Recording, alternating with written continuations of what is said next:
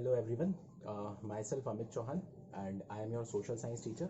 This is the lecture 1. ये हमने लिखा हुआ है ऊपर. This is the lecture 1 of class 7th. ये हमारा पहला टॉपिक रहेगा हमारे सिविक्स का. हम सबसे पहला सिविक्स से स्टार्ट कर रहे हैं. हमारे पास इस बार सिविक्स में जो सबसे पहला टॉपिक रहेगा वो है हमारे पास इक्वालिटी इन इंडियन डेमोक्रेसी. ठीक है, तो हम इसको स्टार्ट करते हैं. Equality in Indian democracy. तो ज़रा ध्यान देते हैं. इक्वालिटी इन इंडियन डेमोक्रेसी, ये वाला जो चैप्टर है वो हमारे पास है सिविक्स नाम के चैप्टर से स्टार्ट किया है. बट उससे पहले स्टार्ट करने से पहले हम अभी समझते हैं थोड़ा सोशल साइंस एक्चुअल में है क्या यार. सोशल साइंस किसने बना दी. तुम लोगों को काफ़ी टाइम से सुनते आ रहोगे यार सोशल साइंस तो सिर्फ और सिर्फ डेट्स के बारे में पढ़ना है. ऐसा नहीं है. सोशल साइंस में बहुत ज़्यादा चीज़ें हैं जो हमें समझनी चाहिए, जिसके बारे में हमें इन्फॉर्मेशन मालूम होनी चाहिए. तो ज़रा अपन समझते पहले इस चीज़ को स्टार्ट करने से पहले.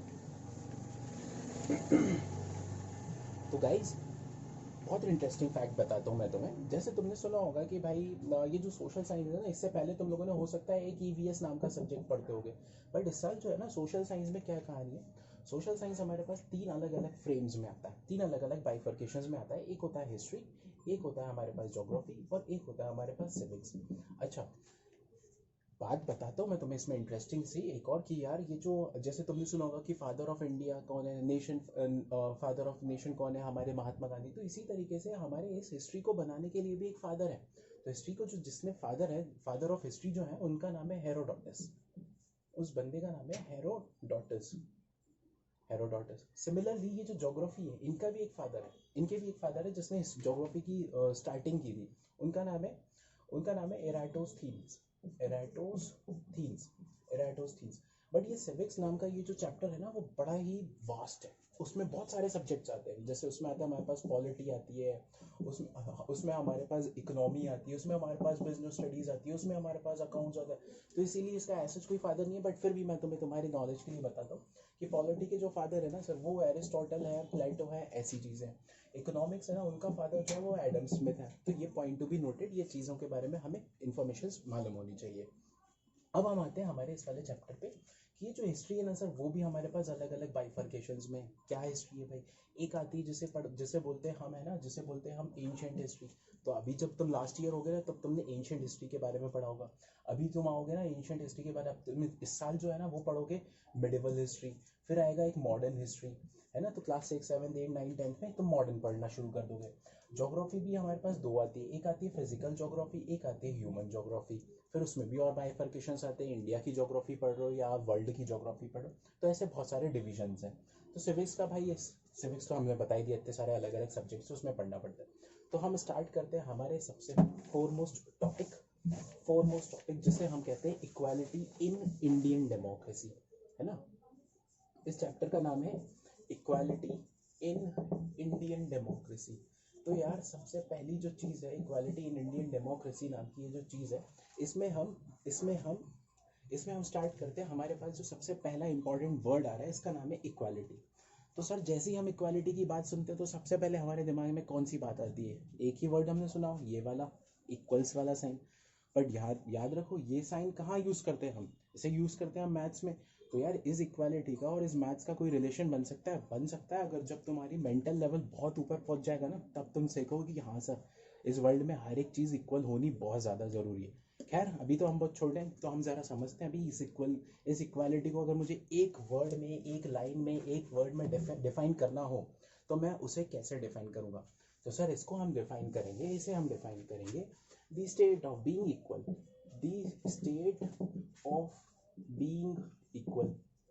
Being equal. बट समझे यार, ये the state of being equal sir आप बोल तो रहे हो, बट किसका इक्वल कर रहे हो आप. किसको इक्वल कर रहे हो सर. 2 = 2 तो होता है, हमने सुना है यार सर. 5 = 5 होता है, वो भी हमने सुना है. बट यहाँ पे किसकी इक्वल की बात करें सर, क्योंकि हम पढ़ रहे हैं सोशल साइंस, तो हम किसके बारे में पढ़ेंगे. इक्वल ह्यूमन बीइंग्स के बारे में. तो हमारे पास इस डेफिनेशन में एक और लाइन जुड़ेगी कि the idea of equality implies that all human beings are equal. all human beings are equal and they shall be treated equally irrespective of.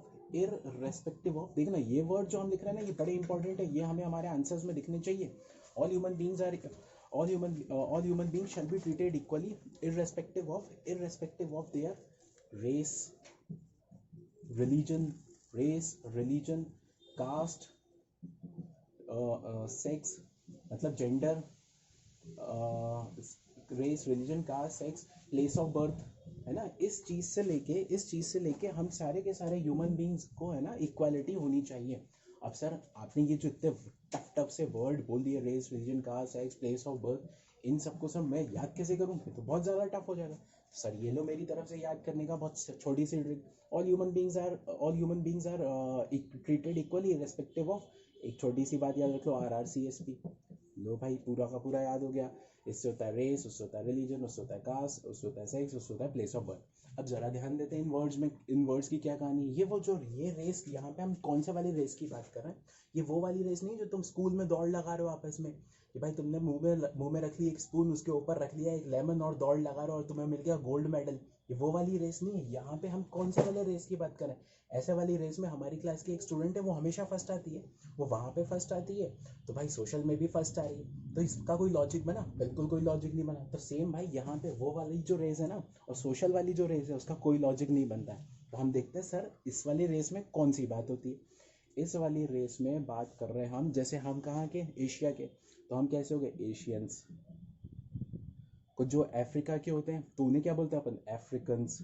Australia के, यूरोप के हैं तो वो कैसे हैं? यूरोपियंस। तो हम इनमें भी उनको कलर के हिसाब से डिफाइन नहीं करने लग जाते कि Asians are yellow people, Europeans are white people, Africans are black people. तो सर ये अलग अलग रेसेस हैं, इनको हम कहते हैं अलग अलग तरीके के लोग आए हुए हैं। रिलीजन तो तुम्हें मालूम है, हिंदू, मुस्लिम, सिख, ईसाई। तो तुम्हारे लिए एक छोटा सा question, how many religions are there in India? ज़रा कोई मुझे बताए बाद में, जब कभी भी हम क्लास में मिलेंगे तो please do tell me how many religions are there in India. ठीक है। और भाई जेंडर, हाँ देखते हैं भाई, मेल और फीमेल के बेसिस पे भी बहुत सारा डिस्क्रिमिनेशन होता है। प्लेस ऑफ बर्थ, अरे प्लेस ऑफ बर्थ क्या हुआ? अरे आपने कह दिया अरे सर मैं तो भोपाल हूँ, मैं भोपाल का आया हूँ। एक ने बोल दिया अरे मैं तो कानपुर का हूँ, मैं कानपुरी हूँ। तो यार इसी बेस पे ही लोग लड़ाई करना शुरू होते हैं, हम इंडिया से हैं, हम भोपाल से हैं, हम कानपुर से हैं, हम लखनऊ के हैं। तो सारे के सारे लोग इस बेस पर डिस्क्रिमिनेशन करने लग जाए तो गलत है। तो हमें इन चीज़ों पे नहीं करना चाहिए। इसी चीज़ को हम हमारी इक्वालिटी में डिफाइन करते हैं। ठीक है भाई, ये चीज़ हम समझे, ये चीज़ समझे। हम इसमें एक और बात लिखेंगे कि जो इक्वालिटी होती है ना, इन सारी चीज़ों के साथ, इन सारी चीज़ों के साथ इक्वालिटी जो होती है ना सर, वो क्या करती है? It assures the dignity, it assures it assures the dignity of human beings, it assures the dignity of human beings. अब एक और वर्ड सर आपने दे दिया, डिग्निटी। अब what does this dignity mean? तो डिग्निटी का यहाँ पे मतलब होता है, डिग्निटी का यहाँ पे मतलब होता है किसी भी ह्यूमन की, क्योंकि ह्यूमन की बात करें तो किसी भी ह्यूमन के सेल्फ रिस्पेक्ट। अब जैसे आप कह रहे हो आप स्टूडेंट हो और मैं आपको कल को कह दूँ अरे चलो आप लोग स्टूडेंट हो, चलो यार रोड पे बैठ के पढ़ाई करो। तो यार आप एक स्टूडेंट हो तो स्टूडेंट की तो एक डिग्निटी होती है ना कि भाई उन्हें एक रूम चाहिए, उन्हें एक प्रॉपर चेयर, पेंसिल, सब चीज़ें चाहिए, तभी वो स्टूडेंट कहलाएंगे। अब आपसे कल को कह दिया जाए कि चलो यार है ना एक पेड़ के नीचे बैठ के पढ़ाई करो, तो यार इतना तो नहीं हो पाएगा। तो हर एक बंदे की क्या होती है? एक डिग्निटी होती है, एक सेल्फ रिस्पेक्ट होती है, ये वाली बात। तो हम डिग्निटी का भी मीनिंग समझें। अब अपन थोड़ा और आगे बढ़ते हैं इस वाले चैप्टर में, इक्वालिटी इन इंडियन डेमोक्रेसी में। इस वाले चैप्टर में हम पढ़ते हैं कि सर इसकी इक्वालिटी के क्या बहुत सारे टाइप्स हो सकते हैं? तो हाँ भाई इक्वालिटी के टाइप्स हैं हमारे पास, वो पढ़ते हैं। तो इक्वालिटी के क्या क्या टाइप्स होते हैं वो समझते हैं, क्या है इक्वालिटी के टाइप्स ऑफ इक्वालिटी। तो अगली हेडिंग जो आएगी वो हमारे पास आएगी types of equality, types of equality, types of equality, है ना। तो इसमें हम स्टार्ट करते हैं टाइप्स ऑफ इक्वालिटी में कितनी टाइप्स की होती है। तो अपन स्टार्ट करते हैं सबसे पहली टाइप ऑफ इक्वालिटी जिसको हम बोलते हैं सोशल इक्वालिटी, सोशल इक्वालिटी। एक और इसमें टाइप आती है, एक और टाइप आता है जिसको हम बोलते हैं सिविल इक्वालिटी, सिविल इक्वालिटी। एक और टाइप आता है इसमें जिसको हम बोलते हैं पॉलिटिकल इक्वालिटी। सर ये क्या कहानी बोल रहे हो आप, सोशल पॉलिटिकल, ये क्या है सर? हम इसके बारे में आपको समझाएंगे sir. Social equality, political equality, civil equality. एक और आती है जिसको हम बोलते हैं इकोनॉमिक इक्वालिटी, इकोनॉमिक इक्वालिटी। एक और आती है जिसको हम बोलते हैं equality of opportunity, equality of opportunity, equality of opportunity. एक और आती है सर, इसको हम कहते हैं equality on, equality in education, equality in education, equality in education, equality in education.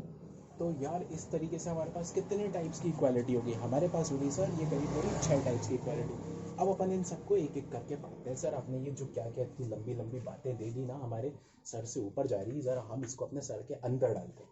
तो अपन पहले लेते हैं यार सोशल इक्वालिटी, ये क्या होती है? सोशल इक्वालिटी हमारा सब्जेक्ट ही है सोशल, तो इसमें क्या बताता है? सोशल इक्वालिटी बोलता है कि sir there shall be no distinction, there shall be no distinction. Distinction मतलब भेदभाव, डिस्टिंक्शन नहीं होना चाहिए। There shall be no distinction. किसके बेसिस पे डिस्टिंक्शन होता है हमारी कंट्री इंडिया में? वही RRCSP। There shall be no distinction on the basis of race, on the basis of colour, on the basis of religion. अगर इस बेसिस पे कोई भी डिस्टिंक्शन नहीं होगा तो एक इक्वालिटी सेटअप होगी जिसे हम कहते हैं सोशल इक्वालिटी। बड़ा सिंपल सी चीज़ है, हम समझ गए।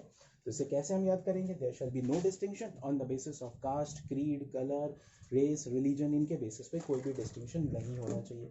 तो यार ये छोटी सी डेफिनेशन थी जो हम समझ गए यार। और आगे बढ़ते हैं यार, और आगे बढ़ते हैं। तो सर ये जो दूसरा है जिसे आपने कहा सिविल इक्वालिटी, ये क्या होता है यार?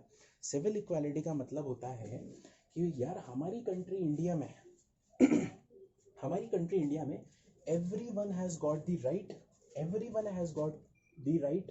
राइट क्या है उसके पास? एक राइट है, right to access public institutions. अरे यार आज तुम्हारा मन कर रहा है कि यार चलो यार मैं ना रेलवे स्टेशन में घूम के आता हूँ, अरे यार आज मेरा मन कर रहा है मैं विधानसभा देख के आता हूँ। तो आप एक पब्लिक वाले ऑफिस में जा सकते हो ना, पूरा तरीके से जाओगे। ऐसा नहीं कि चलो यार दोपहर का लंच मैं विधानसभा में कर लेता हूँ, शाम का लंच मैं कहीं बाहर कर लेता हूँ, ऐसा नहीं हो पाता। तो right to access public institutions हर एक सिटीजन ऑफ इंडिया के पास अधिकार है। तो इसी को हम बोलते हैं उसके उन सारे के सारे लोगों के बीच में क्या है? पब्लिक, उन सबके बीच में हमने क्या मेंटेन कर रखी है? एक सिविल इक्वालिटी मेंटेन कर रखी है ना। तो सिविल इक्वालिटी, और इसको हम कैसे बोल सकते हैं? इसको हम ऐसे भी समझा सकते हैं कि यार सिविल इक्वालिटी जो है ना सर, तुमने अगर कोई फिल्म देखी होगी कि मैं जो भी फिल्मों में देखी होगा तो वो बोलते हैं कि हम मैं जो भी कुछ कहूँगा बिल्कुल सब जो भी कहूँगा वो सच कहूँगा, सच के अलावा कुछ नहीं कहूँगा। तो अब कैसा होता है वो? Everyone is equal before the law, everyone is equal before the law, है ना। तो ये भी कैसी है? Civil equality. सब लोगों को हम इक्वली ट्रीट कर रहे हैं, चाहे वो पब्लिक इंस्टीट्यूशन में जाए, चाहे वो लॉ के सामने हो, तो हम लोगों ने सबको कैसे ट्रीट कर रखा है? इक्वल। तो ये इस तरीके की इक्वालिटी को मेंटेन करने को कहते हैं हम सिविल इक्वालिटी। दूसरा होता है पॉलिटिकल इक्वालिटी। ये क्या कहानी है यार?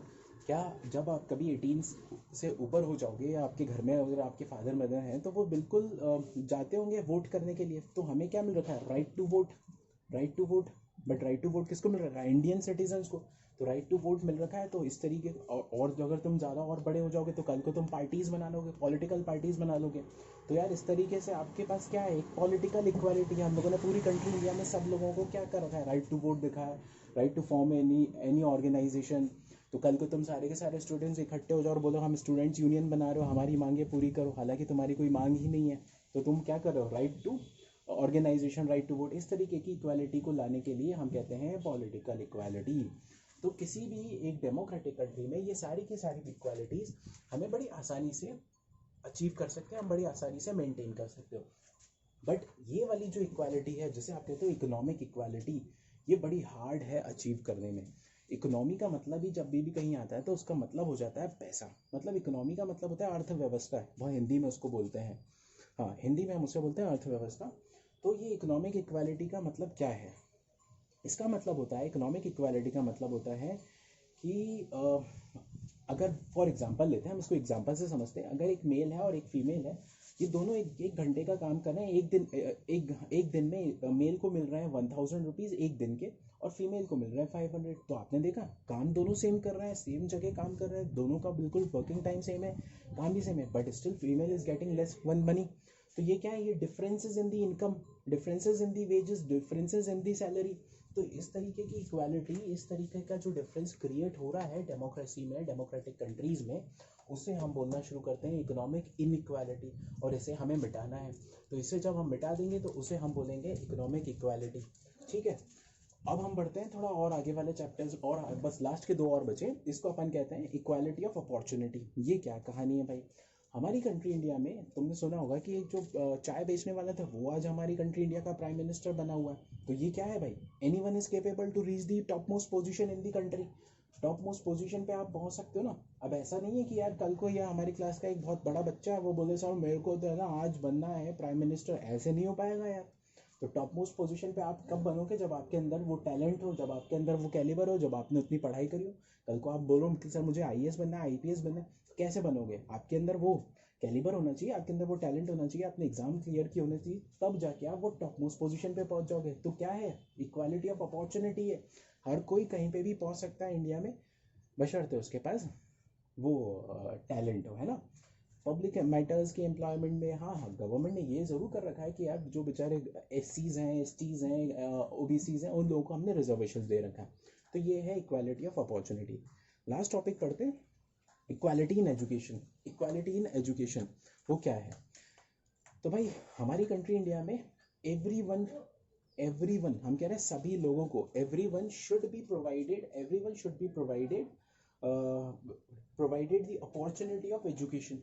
मतलब ऐसा नहीं कि एक बेचारे रोड पे बेचारा बुढ़ा आदमी घूम रहा है, जो कोई बैगर है उसको पकड़ के ला रहे तेरे को एजुकेशन प्रोवाइड करे, ऐसा नहीं है।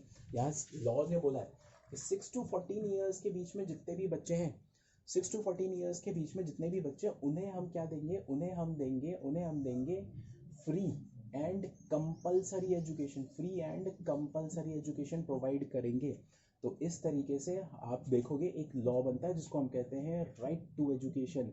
आपके भी स्कूल्स में देखा होगा कि कुछ बेचारे जो गरीब बच्चे होंगे उन्हें government free of cost education provide करती है। तो इसे हम कहते हैं राइट टू एजुकेशन।